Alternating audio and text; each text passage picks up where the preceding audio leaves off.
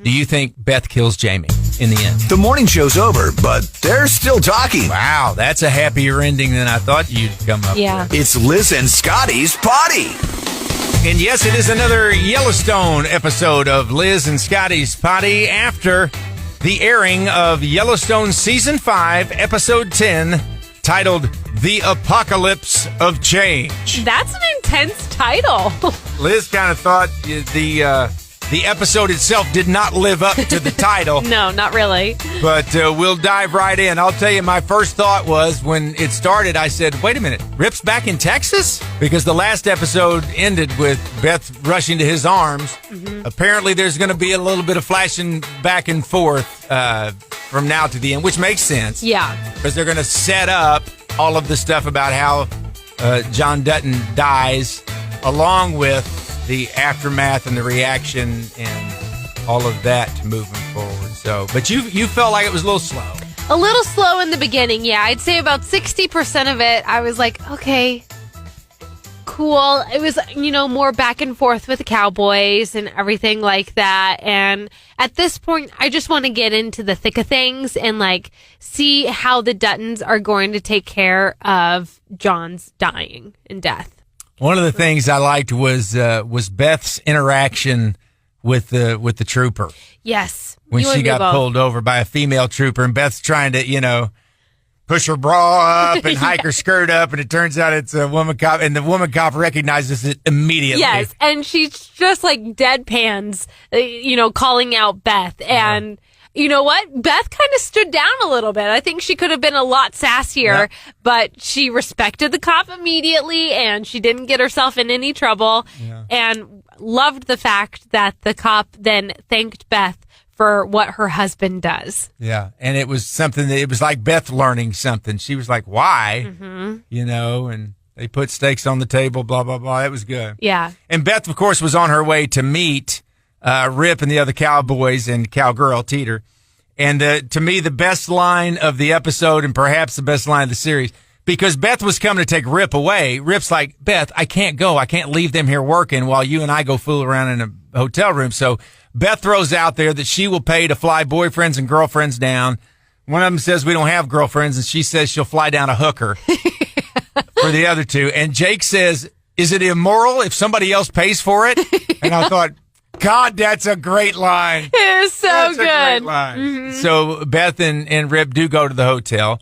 And then at some point they go to the speakeasy, which my first thought was like, okay, what is this? But you opened my eyes to that a little bit about what you think the speakeasy scene was all about. I think the speakeasy was all about showing that Texas is so different than Montana and that Texas does not have any tourists. And I think that is setting us up for eventually Rip and Beth moving to Texas, because Beth is so tired of the tourists. That's ultimately who they're fighting, are these, big land guys and big developers that are trying to take Montana and make it uber lucrative for them and bring more tourists into that state. And if they go to Texas, they won't have to deal with that. Okay. I had not gone that deep in, but that makes sense that she's setting up something for their life after all this mess ends, which is pretty good. And then we come back to the present time, and Beth gets as surprised as I was when she sees Summer in the house. And my first thought was, I completely forgot about Summer. Yeah. And Beth's first line was, I completely forgot about you. Yeah, I think that was kind of like a play on the fact that they've been gone for so long that, hey, remember this character? Yeah. She's still here. And you think she's done. She needed a ride to the airport. You were kind of like, why does she even need to be there? Yeah. It did kind of feel like they were just wrapping it up. It felt like she wanted to say, they wanted to at least show that she had turned a corner, at least as far as understanding the ranchers and understanding John, and she respected John. And she talked about Rip when he drops her off at the airport, and she says, I'm going to miss watching you work. Mm-hmm. So I felt like that was kind of nice that they were, she was kind of admitting that she had learned something. Maybe she wasn't right all of the time. Yeah. And I like that you appreciated that scene because, see, I got annoyed with it. Again, I was like, just move on. Let's get to the thick of things. We don't need Summer here. At one point, I was thinking, okay, how's she going to fit into all this? At the end of it, I don't think she is. I think that was it for Summer. Could be wrong. Mm-hmm. She could show up. Then another part of the show that Liz and I both loved very much was the scene with Casey and his family.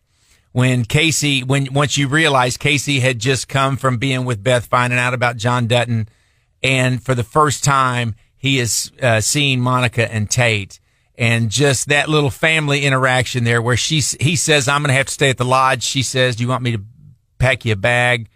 He says, yeah. And then she says, do you want me to pack me one too? And his reaction to that was just really, really good. Yeah, he just kind of crumbles into her arms. And I've just loved their family dynamic. They've always been such a tight family, and like kind of stay away from all of the drama that happens at the quote unquote big house. Yeah. And just seeing them interact, that was so beautifully written, I thought. And the walk that he takes with Tate, and they talk, and he asks Tate, do you want to do this? And Tate says maybe, and he asks Casey, and Casey's like, if you want to do it, I'll do it to make it possible for you to do it. Mm-hmm. But it kind of felt like, if you don't want to do it, we'll be done with all of it. Yeah, and again, I thought that just was so beautifully written. A perspective that I hadn't thought of since the show started was like, if more generations are wanting it, then great, this is worth fighting for. Yeah. But if, Tate doesn't want it, then what's next for the ranch? I feel like John Dutton, Kevin Costner's character, and Tate kind of had those discussions at times where he was like, I'm doing this for you. Mm-hmm. One day this will be yours, that sort of thing. And it was kind of telling too, where he says, why can't we just manage this part? Yeah. And Casey was like, well, maybe we can, you can see maybe we can work that out as we try to figure out all the rest of this nonsense. So yeah, I thought that was beautiful. And then I think what a lot of people have been waiting for, Beth and Jamie come face to face. Beth goes and waits in Jamie's office and doesn't wait. She wanted Casey to look in his eyes. She didn't want to wait. She went and did it herself, and learned pretty quickly that Jamie had something to do with it. Yeah. And I found that whole scene kind of like what you've said about Jamie prior to this, that it was kind of annoying because Jamie wouldn't even look into Beth's eyes. And it's like, dear God, man, at least act a little bit. Like, don't have it written all over your face that you had any part in this whatsoever. Yeah. And he was just like a wounded puppy the entire time. He let Beth knock him around, and he had the door open the entire time, which I found funny. I told Scotty earlier, I was like, if you watch that scene and you just solely look at the secretary, she's doing nothing. She's just letting this happen. Like, she almost expected the fact that Beth is going to beat him up a little bit. I don't know. I understand Jamie's being afraid of Beth in a business sense and everything. He cowers in front of her physically. Yes. Which I don't, I get that he thinks she could crush him emotionally and everything else. But when he slumps his shoulders all the time. The other thing I thought was funny was Jamie cuts easily. Every time Beth slaps him, he gets marks, cuts and bruises all the time. I think, boy, That's funny. I probably would too if Beth slapped me, but I just always think it's funny, and there's just always a mark on him when it's said and done. So yeah, I just think about they grew up together. Jamie should know Beth's tricks in the way that she thinks a little bit better than what he does. I feel like he could stand up to her just a little bit more than what he does. Is there a chance that he's setting all of us up for something different at the end? Maybe. That he's playing a role right now that will... I just thought about that for 2 seconds. I don't know that I believe it, but it popped into my head.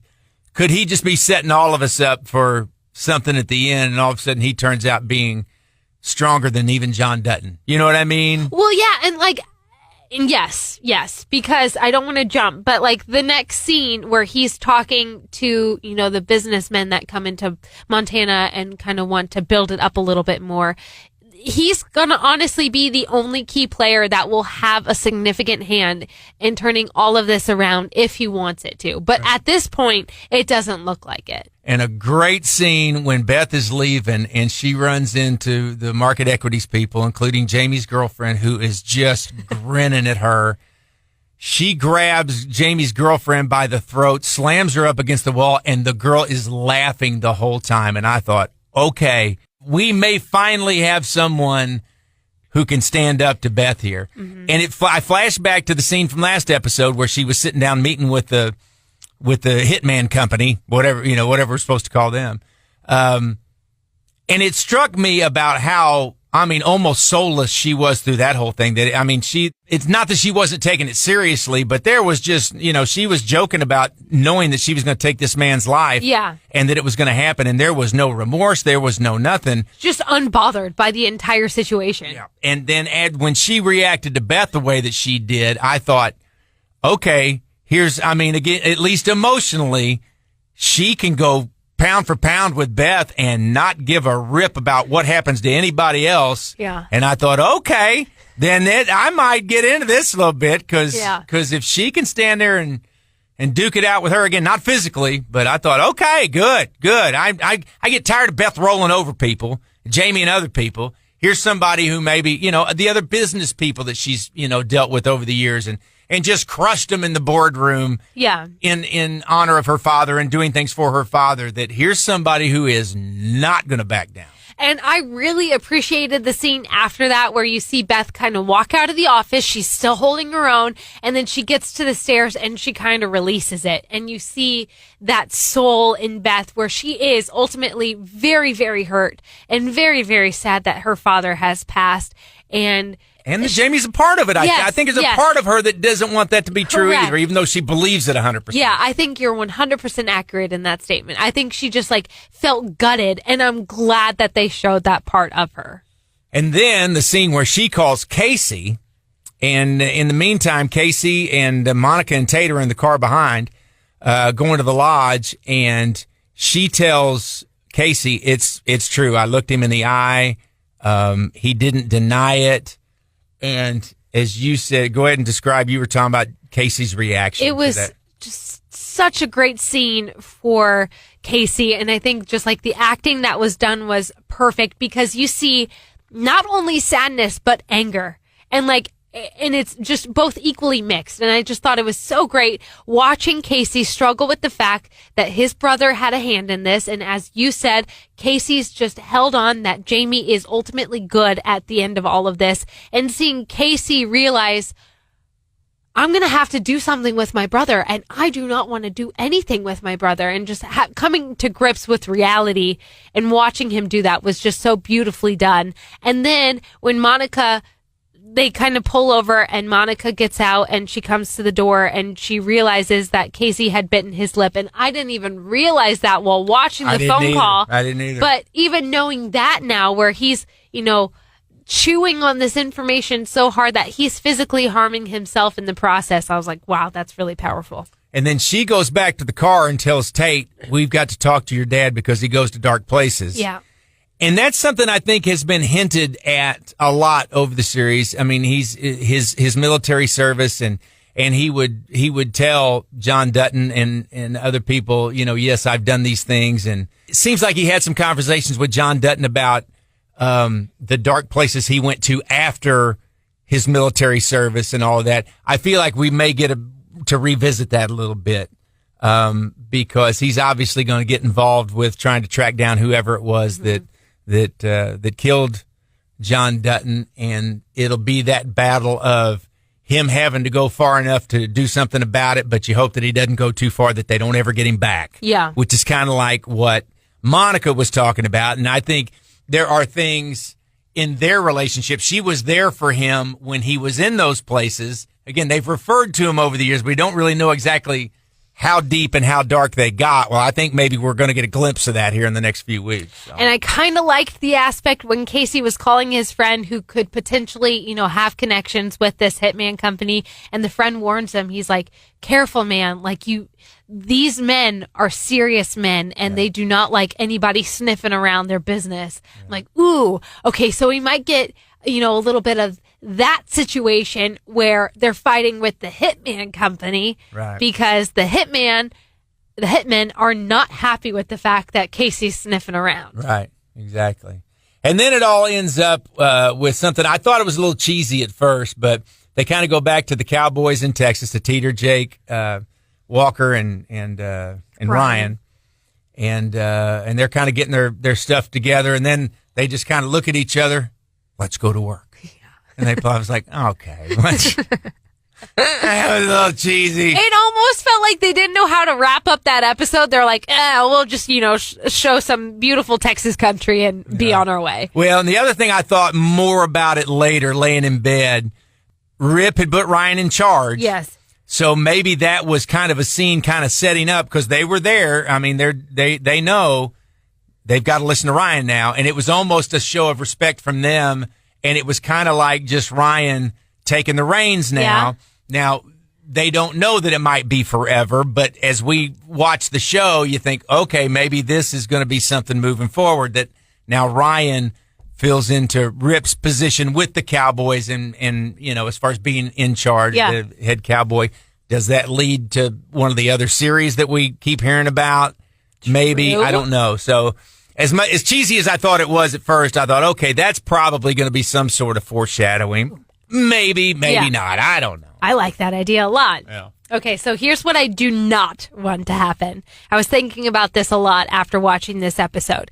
I do not want, and you might disagree with me, I do not want Rip getting involved with this whole Jamie and his girlfriend situation. I would much rather watch Casey and Beth take control of it than get Rip involved. I honestly feel like this is kind of beneath Rip in a sense. Does that sound weird? No, that makes sense. Yeah, it does. He's such a good man. Yeah. And he has done bad things. We know that. Yeah. But yes, I get that it's kind of beneath him a little bit, but I don't see how he stays out of it. I mean, I know. Maybe this is what happens. Maybe he's just, all about protecting the ranch and the Yellowstone. So if they come onto the Yellowstone territory, that's when Rip gets involved, like with the Hitman Company or something.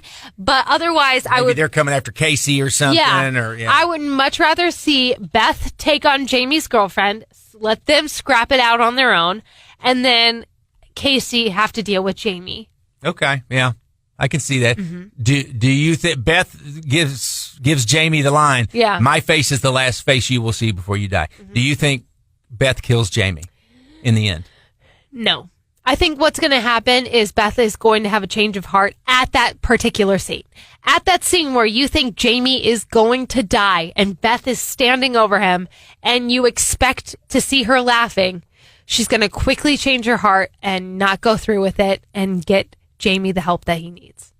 Wow, that's a happier ending than I thought you'd come up with. Okay, I didn't think about this until just now. Okay. You talk about Rip being involved. Yeah. I can see Rip keeping Beth from killing Jamie. I can see Beth standing over Jamie with a gun and Rip not touching her, but Rip going, baby, and coming up with some of that cowboy wisdom, that Taylor Sheridan likes to write about, some sort of thing that is going to make her see the light. Yeah.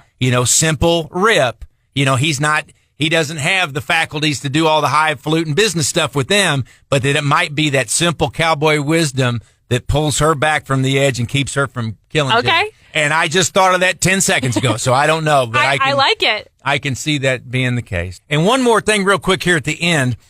I was a little surprised. Nothing in this episode about the Indians, Chief Rainwater, and all of that. And there was just a little bit in the last one. It kind of showed where their next battle was going to come.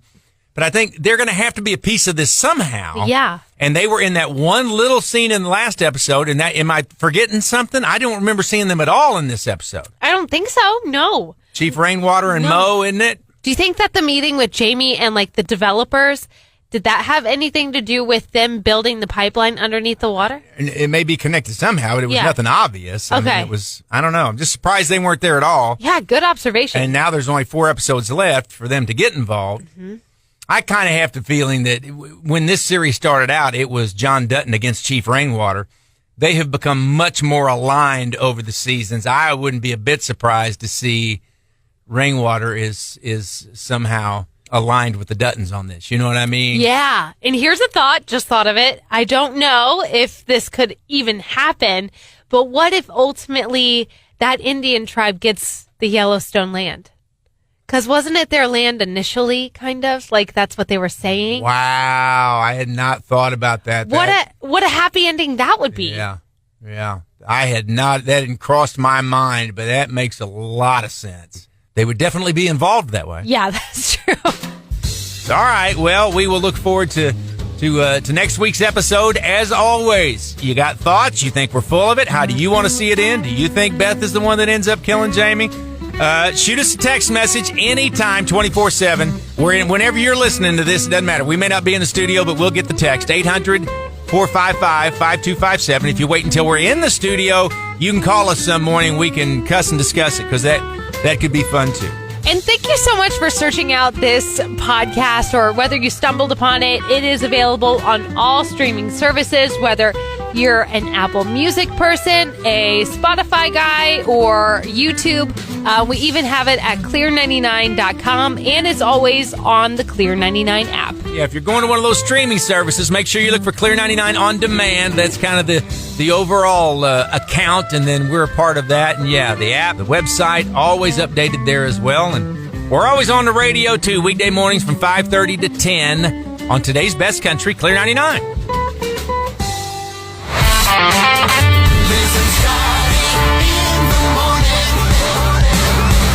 Did you see that great big moon, too? Yes. Ooh, sorry. Let me talk about my children for a second. Oh, please. But Evelyn is obsessed with the moon. So, Really? yeah, she'll always be like, is the moon here? Is the moon here? So, yeah. That's so cute. We go outside, and last night she was pretty amazed with how pretty and full it was. So we said goodnight to the moon, and we came back in, and then we went to bed. So That is the sweetest thing that we will hear all week long.